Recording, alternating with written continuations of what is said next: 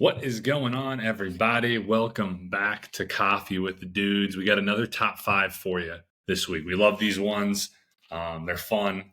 And Matt has no idea what I just put into Chat GPT, but what I did is the top five science-backed health and fitness supplements that are proven effective for fat loss, performance, and overall well-being. So these are like the top five just science back, like they've had the most like research articles, most backing on it, according to ChatGPT. So this might, who the fuck knows if this is actually, Yeah, who but knows? it looks good. The list looks really good. I Okay. can vouch for it.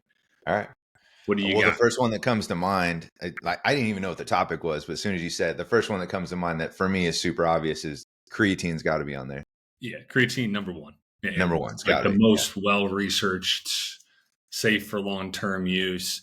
And they just continue to come up with more benefits of creatine, it seems. I know, Yeah. obviously it increases strength, helps with muscle mass, performance in the gym.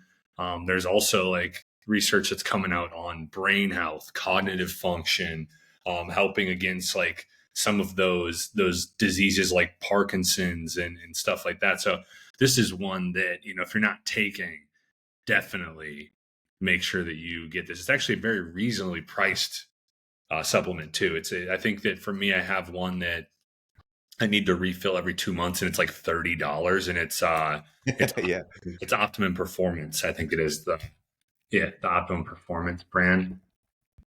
Yeah. And honestly, like the supplements that I'm saying are the ones that I personally take. So those are the ones that I'm like, okay, I'm gonna just say these, right? Because obviously you and I have been doing this a long time. We've been able to narrow down and filter through a lot of the BS of the stuff that, I wouldn't tell people to waste their time with. Um, are some people going to benefit from some things that are less popular? Yeah, of course. And if you can, ideally, if you can get a blood panel drawn and you can see where you're personally deficient at, I think that's going to help big time. But yeah, creatine for sure. That, yeah, like I said, that should be number one. That's definitely on there. Another one that comes to mind is some sort of whey protein, like a supplementation of whey protein or a isolate protein, something like that. Yes, Is that on sir. there? Yeah, so you're right on the money. So this is number two. Sweet. Right. Yeah. Number two is whey protein. Obviously helps like with especially with people that aren't getting enough protein in. This is a huge thing. I personally use this, but I put it in my smoothies. So I don't. Yeah, me too. I just do that. Like in my smoothies, I'd love to have. I generally have like a smoothie a day, and Yeah. there's some whey protein in it. Especially for folks though who are like, God, I'm trying to eat like as many whole foods as I can and quality foods, and I just can't seem to get up to the number I need to. Then maybe you need a scoop or two of whey protein. That can go a long way towards being able to achieve your protein goals. I used to kind of abuse this too. I used to like use the supplementation of scoop of whey protein more so than a supplement. I would use it as in between meals. I would like use it as a meal replacement. Now I literally just do one scoop a day, and I do it in my post-workout shake. That's the only time I have it. Now, can you have it more than that? Yeah, absolutely. But I felt like I was becoming too reliant on it, and I was eating less of my high quality lean meat sources. So, I would say within the last 6 to 8 months, I've transitioned over completely, just revamp the quality of meats that I'm eating. And then I just still have that one scoop of protein. Dude, I was going through bags of protein like quick too, man. And so it starts to get expensive. So it's just like, okay, yes, it was quick. Yes, it was convenient. But man, being able to switch over to those single ingredient, high quality protein sources, those lean meats, has been a game changer just because it allows you also all the micronutrients that are involved in those as well too, right? So great option though to have that. And there's a lot of times you're going to see two of the most popular ones when it comes to whey. You're going to see a concentrate and an isolate. Isolate, generally speaking, is going to be a little bit more expensive just because it has a higher percentage of protein in there. The concentrate's going to be a little bit of a blend. It's usually like a concentrate blend and an isolate blend. Less, I guess you could say, less percentage of protein per serving is required in a concentrate. So people just keep that in mind. If you ever see whey isolate and wonder why it's more expensive, that's why. It's just a higher quality. So, yeah, are concentrates still good? Yeah, absolutely. They can fill their purpose and kind of just whatever you can get your hands on. But I would say the less ingredients, the better when it comes to those things. Find one that has good reviews. Find one that doesn't mess up your gut, right? That's very common too. People have digestive issues. So, you can try some different ones and experiment. But if you find one that works for you and it doesn't give you any gut issues, great option. Yeah. And it tastes good. Tastes good too. You know, Yeah, a right. lot of them Exactly. taste terrible, honestly. So you gotta. But I was gonna say that same thing. Digestive issues are one of the big things with whey protein and just protein powders in general. So yeah, make sure that you do that. So we got number 1, you hit it. Creatine. Number 2, whey protein. We got 3 more left. What do you got for me? I wonder if this one's on there. I take this one because I live in the Pacific Northwest. We don't get the sun as much, but vitamin D. I'm Yes, always sir. supplementing with That's that. number That's on 4. there. Sweet. Okay. Yeah. Obviously a great one, especially like you said, northern climates, the one where half the year you're not getting as much sun. It's Yep. essential, right? I think Yep. this is one when we went through our certifications for nutrition that it's like the most deficient out there. Like it Mm-hmm. is the supplement or the vitamin that most people are deficient in is vitamin D. And Yeah. so vitamin D3, I know that, gosh, what is that? I mean, it's obviously very beneficial for helping with immunity, um, hormones, bone health. Yep. It's very good. If you're lacking in vitamin, like certain vitamins and minerals, it can be a huge like inhibitor of fat loss, muscle gain, different things like that are going to be a lot harder. So this is a big one. If you live in the northern climates, make sure that you are taking this. I always say like just start with like 5,000 IU's a day. Mm-hmm. What's your like? I always just took 10,000 when I was taking it, Yeah. but So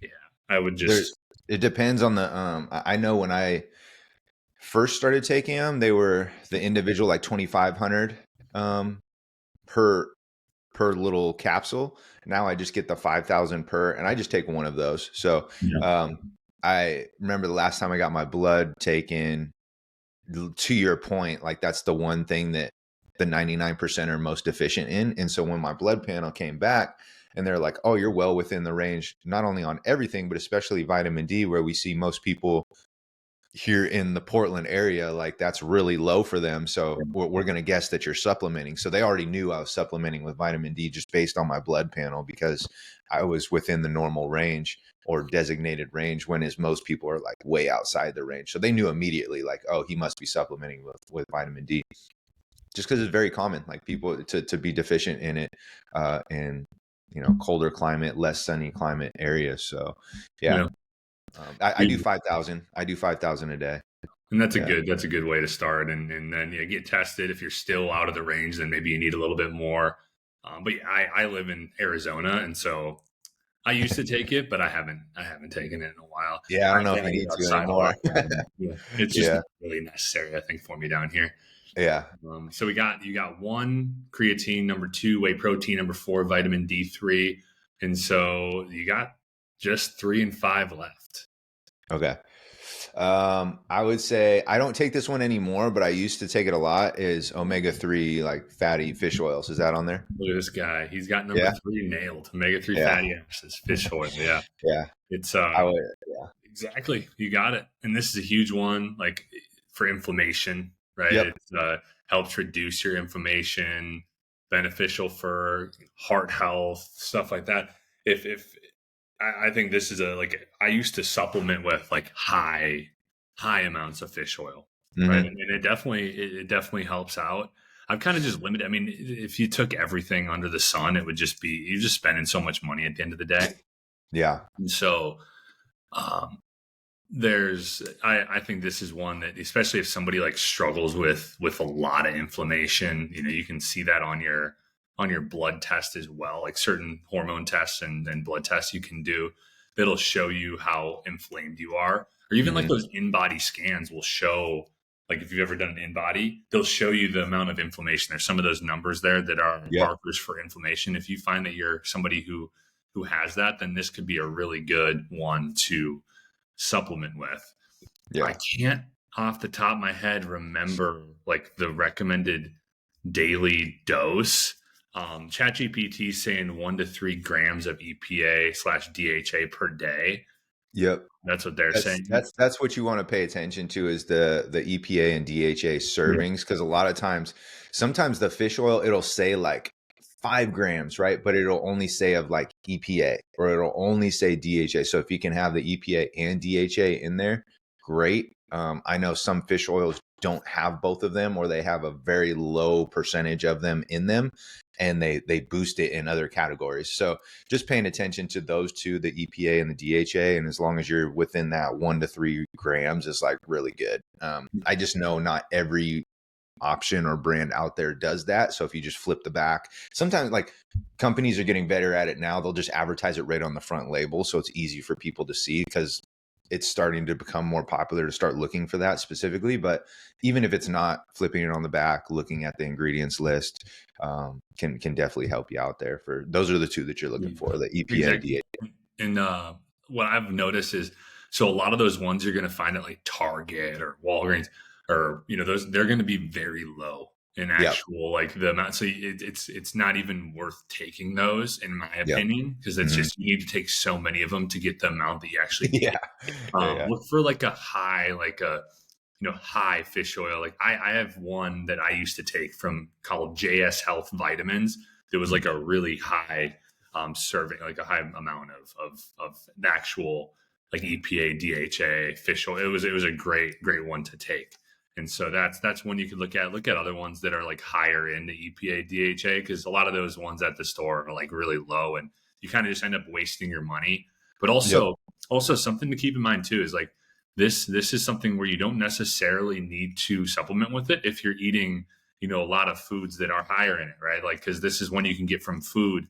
Salmon, like I eat a lot of salmon. That's kind of the reason why I don't supplement with it, is like I eat salmon generally a few times a week, and so that's generally more than enough to get your fish oil. And then different things like um flax seeds, and I believe like chia seeds, egg yolk, like different things like that, are going to have also some like some of the omega-3 fatty acids in it, which is going to help a lot. So if you don't need to supplement with this if you're getting enough from your actual food as That's well. exactly why I stopped too, because it was just another supplement that I was buying that I was like, well, if I can get it through my nutrition, I don't necessarily need this. And so if you don't have fish, if you're not eating higher quality, healthier fats like regularly in your diet, then yeah, supplementing with some omega-3 fish oils is probably great for you. I just remember I was taking that, and I had a pretty balanced nutrition as well. So just like you, dude, I eliminated the omega-3 fatties just because I didn't need them in supplement form. I was already consuming them. So yeah, if you find yourself just buying something, or if it's like on recurring and you're just keep doing it and you're like, oh man, okay. Especially if you go get a blood test and you're just like, okay, I don't need to do this, or I can peel back on my serving or my dosages. Like you could do that as well, but don't just like frivolously just consume it and take it, on a daily basis if you don't need it. So Yeah. And here's just to give everybody an idea of things to look for. So fish, like certain fish, mackerel, salmon, sardines, anchovies, herring, oysters, are high in omega-3s. Oysters aren't like extremely high, but they do have that. And then there's plant sources. So chia seeds, like I said, flax seeds, walnuts, hemp seeds. Those are some big ones there. So if you kind of look at that, and you'll be able to find, like I always put chia seeds and flax seeds in every one of my smoothies as well, me right? So you too. get a little bit of that. And then we eat generally salmon at least once. I ate it last night at least once. Generally, it's like 2 times a week. We'll do some sort of, we love salmon, and that is one of the highest foods in omega-3. So if you have Yep. that once, twice a week, you should be good. Mix in a few of those seeds, and you're really good. And so we got one last one here, and We it got creatine, we got whey creatine. protein. Yep. Whey protein is number 2. Omega-3 fatty acids is 3, and vitamin D3 is 4. The last one plays a lot into our podcast. Okay. I think it could take. I have two on my mind, but I'm gonna say fiber is the next one. Oh, coffee. Okay. All right. Caffeine. Yeah. All right. Dang. So I wasn't even thinking of coffee. I was either thinking I was gonna say fiber or magnesium, one of those two. Yeah. But yeah, No, coffee. I forget coffee even falls under a supplement. So yeah. yeah. Okay. Caffeine, right? So not Yeah. even necessarily coffee, but like, Yeah. you're going to find it. naturally in coffee and green tea as Yeah. two of those big ones. But yeah, I mean, great for fat oxidation. Makes you more alert. Can help with that exercise performance.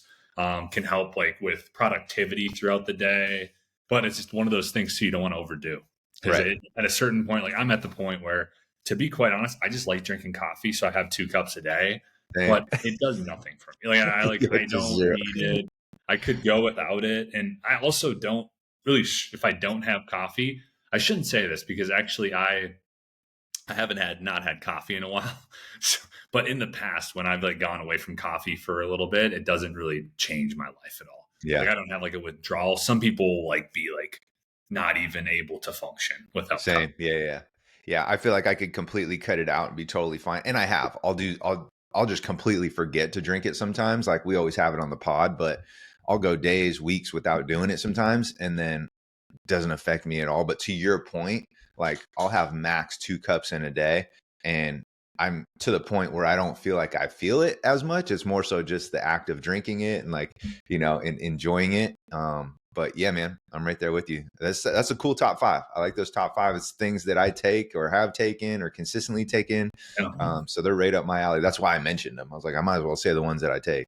So Well, you nailed it, dude. That was really good. And when I chat GPT'd that, I was like, oh, this is a great list. Like Mhm. this is pretty close to the list that we would have probably put together. I don't know if I would have put caffeine on it. I would have I definitely wasn't put thinking of that, but yeah, I I get it. wouldn't either. It makes sense. I would have Yeah. definitely put those top four that we had on there on the list. Then that number five, I probably would have put magnesium on there, Yeah. like just like without thinking about it. But caffeine, I mean, it is really the if used correctly, it's a damn good supplement that can help Yeah. with a lot of things, right? So I Right. agree. I agree with the list. I think it's a great list. Hopefully, you guys help like this one and got some benefit from it. One thing we didn't mention was the creatine, like 5 grams a day. Just go with 5 grams a day every day, and you're gonna be in a good spot. But we appreciate you every week watching, listening. If you like this one, this is a great one to send again to family member, friend, coworker, somebody who's been thinking about supplements. But then again, as well as supplements, like you're never going to be able to make up for like a bad diet, no exercise with supplements. So if you're not getting those basics and the habits nailed down, then supplements are kind of just a waste of money before you do that. It's more of like a getting you like 1-2% better after you are already in a pretty good spot. So hopefully, again, this helped. We appreciate you guys. Hope you have a great rest of the day, and we'll be talking to you soon.